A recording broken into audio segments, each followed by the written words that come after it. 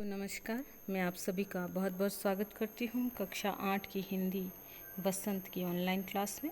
कक्षा 8 में पाठ 2, पाठ का नाम है लाख की चूड़ियाँ।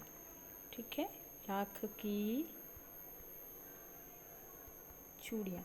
तो आज हम इस पाठ के प्रश्नोत्तर देखेंगे। तो सीधा प्रश्नोत्तर पे ही आते हैं। पहला प्रश्न है कि बचपन में लेखक अपने मामा के गांव चाव से क्यों जाता था और बदलू को मामा न कहकर बदलू काका क्यों कहता था। देखिए, इसका उत्तर है कि बचपन में लेखक अपने मामा के गांव चाव से तात्पर्य है कि खुशी खुशी या लगन के साथ है जाना। तो लगन से क्यों जाता था, तो इसके पीछे कारण था कि लेखक के मामा के गांव में लाख की चूड़ियाँ बनाने वाला कारीगर उस समय, जिसका नाम था बदलू, वो रहता था। लेखक को बदलू काका से बहुत अधिक लगाव था। कारण था कि वह लेखक को ढेर सारी लाख की रंग बिरंगी गोलियां देता था, इसलिए लेखक अपने मामा के गांव चाव से जाता था। गांव के सभी लोग चूंकि बदलू को बदलू काका कहा करते थे, वहाँ के स्थानीय निवासी, और इस कारण लेखक भी छोटा था और उसे मामा और काका का फ़र्क पता नहीं था। तो उसने, जो वो बालक रूप में था, तो जैसे सभी उसे काका कहते थे, तो लेखक भी बदलू को बदलू काका के नाम से जानता था या काका कहकर पुकारता था। फिर दूसरा प्रश्न है कि वस्तु विनिमय क्या है। वस्तु विनिमय यानी वस्तु का लेन देन, विनिमय की प्रचलित पद्धति क्या है। तो देखिए, उत्तर है इसका कि वस्तु विनिमय में एक वस्तु को दूसरी वस्तु देकर लिया जाता था, यानी एक दूसरे को वस्तु के बदले वस्तु देना। वस्तु के लिए पैसे नहीं लिए जाते थे, वस्तु के बदले वस्तु ली या दी जाती थी। किंतु अब मुद्रा का चलन हो गया, यानी अब पैसा चलन में आ गया है। तो वर्तमान परिवेश में वस्तु के लेन देन जो है के बदले लेन देन है वो मुद्रा के माध्यम से होता है। आज हम हर चीज़ पैसों के माध्यम से खरीदते हैं।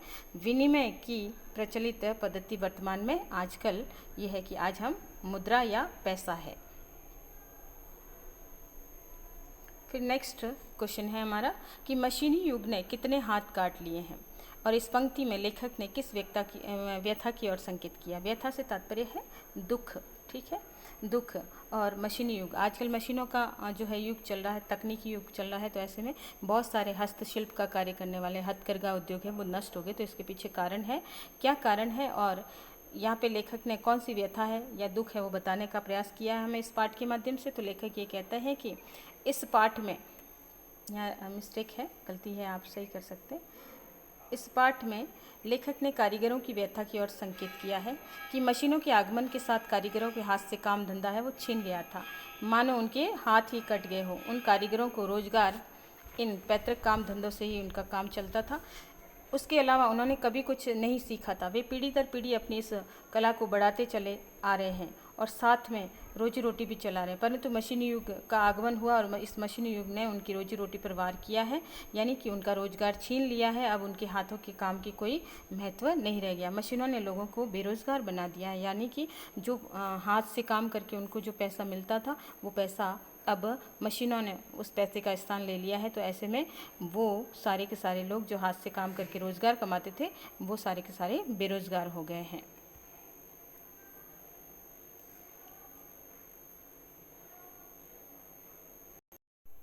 फिर प्रश्न है कि बदलू के मन में ऐसी कौन सी व्यथा थी जो लेखक से छिपी नहीं रह सकी। व्यथा यानी दुख, यानी लेखक जब बदलू से मिलने गया था उसके मन में बड़ा दुख छिपा हुआ था। वो कोशिश कर रहा था, लेकिन फिर भी लेखक है वो भाप गया था या जान चुका था कि वो कौन से दुख से गुजर रहा है। बदलू लाख की चूड़ियाँ बेचा करता था, परंतु जैसे जैसे कांच की चूड़ियों का प्रचलन बढ़ता चला गया वैसे वैसे उसका व्यवसाय ठप होता चला गया। ठप यानी बंद होना है, धीमा पड़ने लगना। अपने व्यवसाय की दुर्दशा बदलू को मन ही मन कचोटती थी, यानी दर्द देती थी, उसे तकलीफ होती थी। बदलू के मन में इस बात की व्यथा थी कि मशीनी युग के प्रभाव स्वरूप उस जैसे अनेक कारीगरों को बेरोजगारी और उपेक्षा का शिकार होना पड़ा है। यानी उपेक्षा से तात्पर्य है तिरस्कार, या जिसका सम्मान है वो घट जाता है।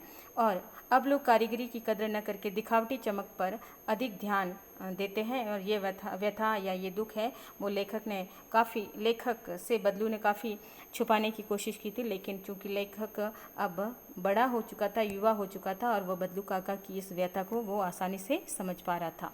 फिर नेक्स्ट अगला प्रश्न है कि ये अंतिम प्रश्न है कि मशीनी युग से बदलू के जीवन में क्या प्रभाव आया था, यानी बदलू का जीवन किस प्रकार से प्रभावित हुआ था। तो मशीनी युग से बदलू के जीवन में ये बदलाव आया कि बदलू का व्यवसाय बंद हो गया, वह बेरोजगार हो गया, काम न करने से उसका शरीर भी ढल गया, यानी वो बूढ़ा हो गया। जब हमारे मन में किसी भी प्रकार का दुख होता है या हम व्यतीत रहते हैं, दुखी होते हैं, तो अपने आप ही हमारा शरीर है वो कमज़ोर पड़ने लग जाता है। वहीं बदलू का शरीर भी इसी प्रकार से बूढ़ा भी होने लगा था और कमज़ोर भी होने लगा था, क्योंकि वो लगातार दुख में रहता था। उसके हाथों और माथे पर नसें उभर आई थी और वह अब बीमार रहने लगा था। तो ये उसके जीवन में बदलाव है वो आया था।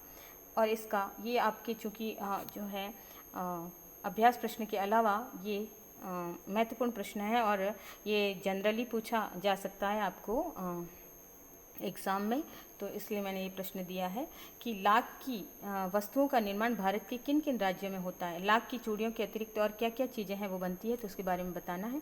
तो देखिए इसका उत्तर है कि लाख की चूड़ियाँ, यानी जो हम चूड़ियाँ पहनते हैं लाख से बनी हुई, तो उसका सर्वाधिक जो है इसका व्यवसाय है वो उत्तर प्रदेश में चलता है, उत्तर प्रदेश में होता है। और लाख से चूड़ियाँ, इसके अलावा मूर्तियाँ, गोलियाँ और सजावट की वस्तुओं का निर्माण होता है। तो इस प्रकार से इसके अलावा जो है अनेक लाख के कारखाने अनेकों स्थान पर चलते हैं। मुख्य रूप से उत्तर प्रदेश आपको ध्यान रखना है। तो ये था आज का छोटा सा वीडियो जिसमें प्रश्न उत्तर है, तो आपके लिए उपयोगी रहेंगे। धन्यवाद।